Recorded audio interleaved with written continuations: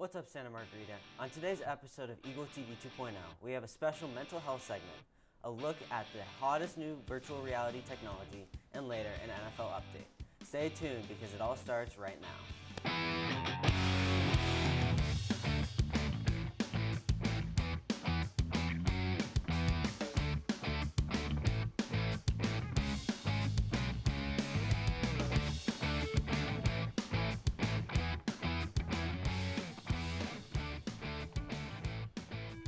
Hello Eagles, and welcome to Eagle TV 2.0. I'm Mason Hanna. And I'm Nick Agostini. As I mentioned earlier, we have a great show for you today.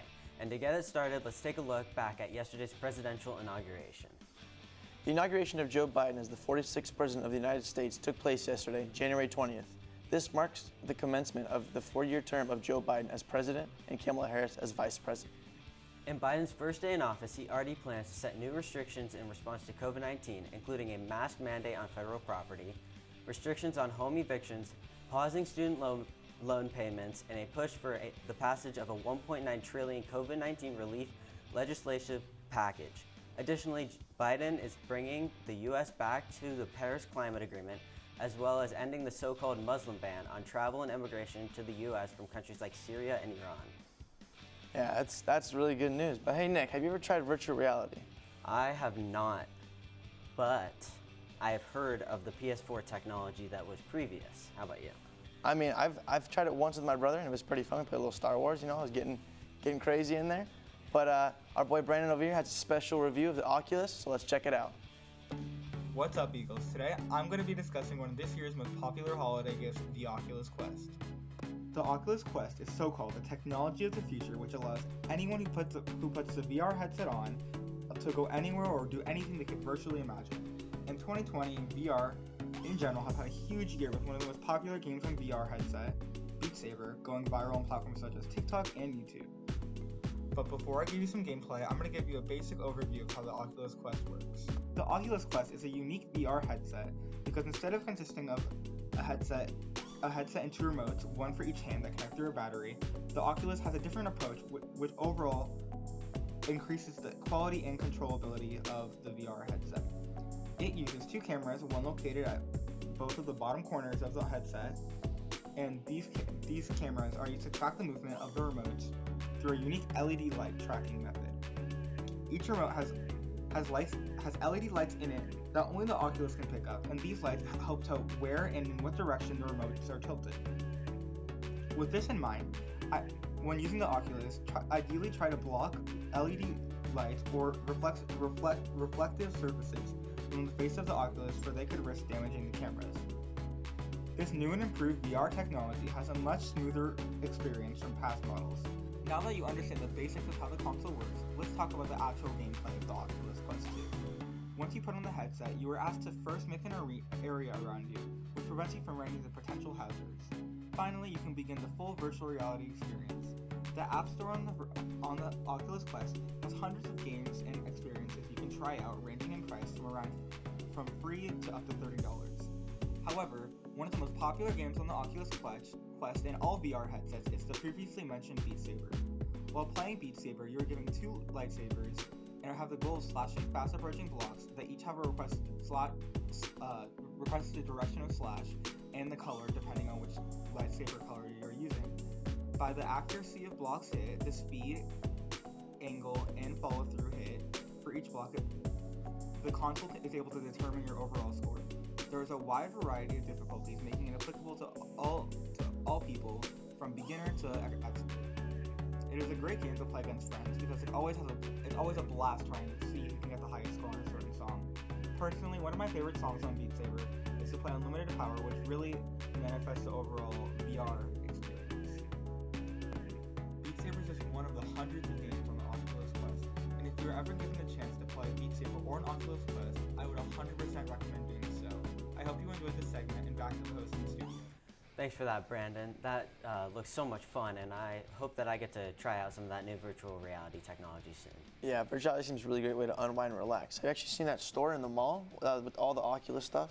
I have. I was walking through the Mission Viejo Mall the other day, and I saw one of those new stores that had all the virtual reality, and I heard some screams coming from inside. So. That seemed pretty cool. Hey, speaking of relaxing and doing some virtual reality, Mackenzie Higgins is here with this week's mental health check-in. Let's see what she has for us today. Hey SM, today I'm going to give you 3 mental health tips to help you during the second semester. Let's get started. Number 1, know your grace and pace. As students, you are under a lot of pressure between school, sports, and extracurricular activities. So, you want to know your grace to stay healthy and balanced and know what pace you can really manage well at. Number 2, set a structured daily schedule. Oftentimes we procrastinate and wait till the last minute to do things like homework or studying. Creating a daily schedule can help with stress and allow you to be more productive. Number 3, quiet your mind. Try meditating, mindfulness, and prayer. These relaxation exercises can improve your state of mind and outlook on life, as well as keeping you calm and stress-free.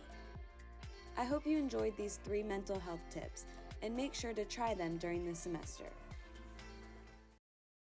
Thanks, Mackenzie. It's always very important to take a little time out of the day to check in with ourselves. I completely agree. Switching gears to the world of NFL. Yesterday, Phillip Rivers announced his retirement after playing for 17 years in the NFL. He is known as a Charger, but finished his career in Indianapolis. Next time we will see him, he will either be a broadcaster, and for sure a Hall of Famer. For even more NFL news, let's turn it over to Luke Carter. Chip weekend in the NFL. We have the Buccaneers against the Packers in the NFC.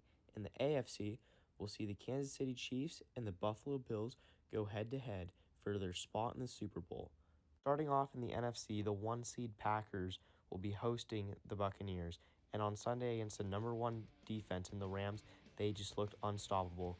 Aaron Rodgers is having a career renaissance at 37 years old. He will most likely be the MVP this season, and he looks like the man to beat. And his opponent on Sunday is no different. 42-year-old Tom Brady. We all know him. We all either love him or we hate him. But there's one thing you can't deny, and that is this man's success. He led his team to a victory over the Saints. While the old men battle it out in the NFC, the AFC is much younger. Quarterback Patrick Mahomes of the Chiefs, who was last year's MVP, but he was hurt in the AFC divisional round against the Browns. So if he can't play, the Chiefs may be in trouble because he is a superstar, and without that presence, I don't know, but he got taken out of the game and tested for a concussion. It is still unknown if he will play or not. But the backup, Chad Henne, held his own, and he came up with 2 very, very clutch plays at the end of the game to secure the win for the Chiefs. So maybe they can win even if Patrick can't go. But I think it's very important for the Chiefs that Patrick can play. And the Bills, well, they have looked incredible. Quarterback Josh Allen has improved his game tremendously this year, becoming much more accurate. And the defense was incredible, including this 101-yard pick 6 against a top quarterback in the league in Lamar Jackson.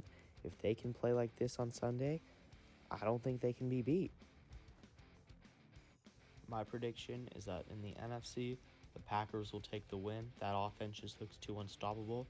In the AFC, I'll take the upset. I think the Bills are going to make their first Super Bowl since the 90s. And I think this will be a great game if it happens, but it could go the other way too. Either way, it will be an entertaining week of football, and I hope you guys have fun watching the games. Back to the host in the studio. Thanks, Luke. I can't wait to see who wins these games. It'll be a really good week of football. Speaking of that crazy week of football, Mason, you have 4 teams. Who are your picks? I think between the Bills and the Chiefs, I gotta go with the Chiefs. They're a good ball team. I think they're gonna win. What about you?